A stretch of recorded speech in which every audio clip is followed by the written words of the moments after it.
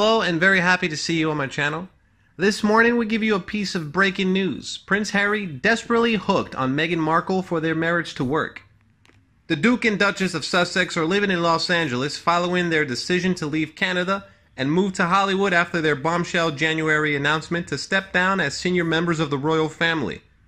Prince Charles's youngest son, Prince Harry, had to forgo his HRH title and relinquish his military titles to make the move, a decision which left Britain and the royal family shocked.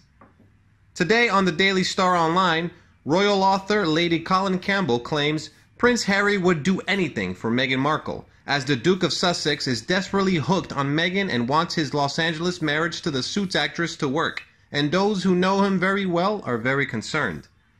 In an exclusive interview before the publication of her latest book, Harry and Meghan, The Real Story, she said Prince Harry is desperately hooked on the Duchess of Sussex and is desperate for his relationship to work.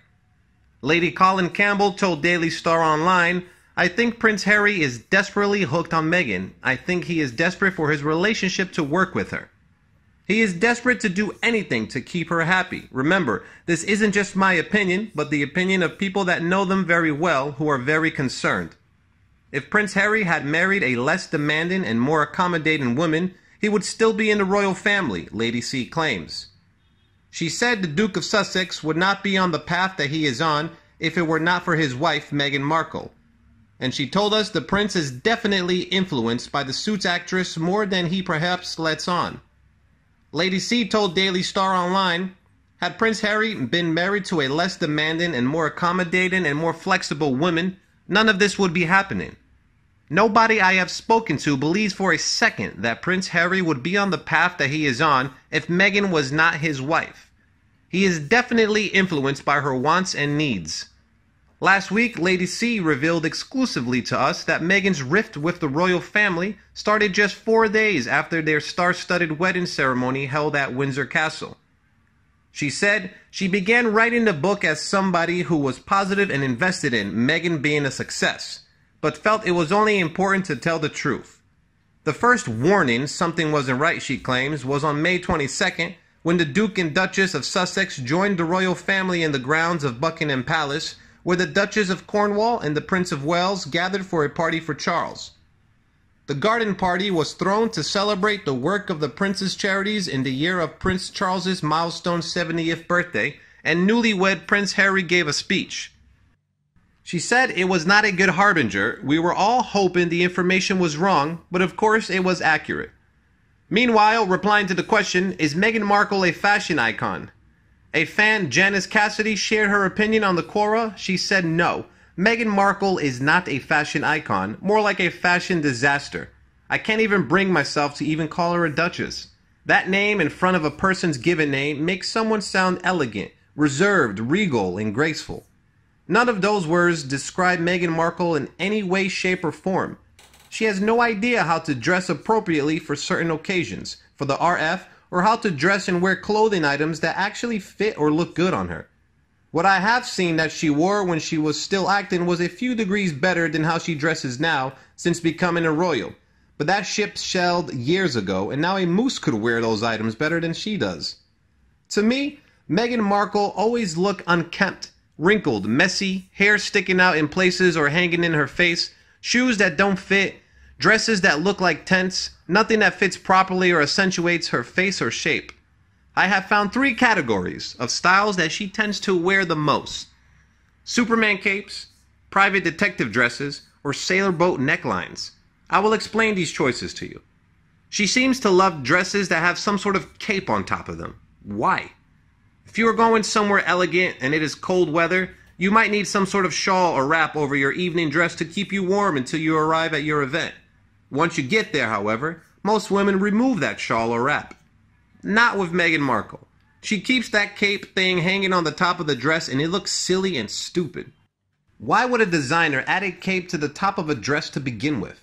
Maybe to hide a design flaw or a really ugly dress, but I see no other reason for a cape covering the top part of a dress. Meghan Markle, on the other hand, seems to love this look. She has been photographed wearing a number of these kinds of dresses. From dresses with small capes to the horrendous green cape thing she wore on her last formal royal duty in the UK. That dress was so ugly. She looked like she was playing the Green Hornet in that dress. Maybe that was her way of being a superhero. I had heard that she wanted to act in a superhero film. That evening, she got her wish. She is now the new embodiment of the Green Hornet. The other style that she seems to love and must think she looks good in is the trench coat dress. I think that is the ugliest yet she has worn. She wore them when she first married Harry, then during her pregnancy, and even afterward while she still carried her baby weight. She has worn several of these dresses with the belt fastened high over her still a baby bump, as in the tan trench coat dress she wore when she and Harry first stood for showing Archie to the world and the press. I thought the color tan was awful on her, and the belt tied up over her baby bump made her look heavier than she was. Even when she is down to her usual weight, those dresses do nothing for her figure. She has a strange body alignment. She is boxy shaped with no waist, small breasts, small hips, and fairly thin arms and legs. She wears the trench coat dresses with the belt tight around her midsection, trying to make it look like she has a waist, but she fails miserably. It only makes her look cut off in the middle and squatty through her belly and hip area like a box. The last style I see her wear a lot are boat neck dresses, tops, or formal evening wear. Women usually wear boat neck styles when they think they have pretty necks or collarbones to show off. In Meghan Markle's case, she has neither. She has a scrawny looking neck and hardly any collarbones at all. She does not have a long elegant neck or torso that a woman needs to pull off this kind of style. When you wear that kind of neckline, you usually have to wear a bandeau or strapless bra. This seems to be the bra style that Meghan Markle favors because even when she doesn't need to wear a strapless bra, she does. They show through her clothing, making her breasts look squished in front, cutting off what little cleavage she has, and the bra line showing through her clothing. They also tend to make the wearer look to have back fat, with a roll of fat running under the bra. That back fat line comes from the compression the strapless bra does to a woman's body to stay up. Since it doesn't have straps, it uses underwires and a tight fit around the chest to keep it in place and not slide down. When you have too much compression of the torso, you get a line of fat showing and it is never pretty. Meghan Markle's body is not built for these kinds of bras. A regular bra would be a huge improvement. Her clothes would fit better and it would eliminate her undergarments showing through. In conclusion, a fashion icon is someone who wears clothes well, not the clothes wearing them. When I think of a fashion icon, I think of Jackie O or a Diane von Furstenberg. Not Meghan Markle.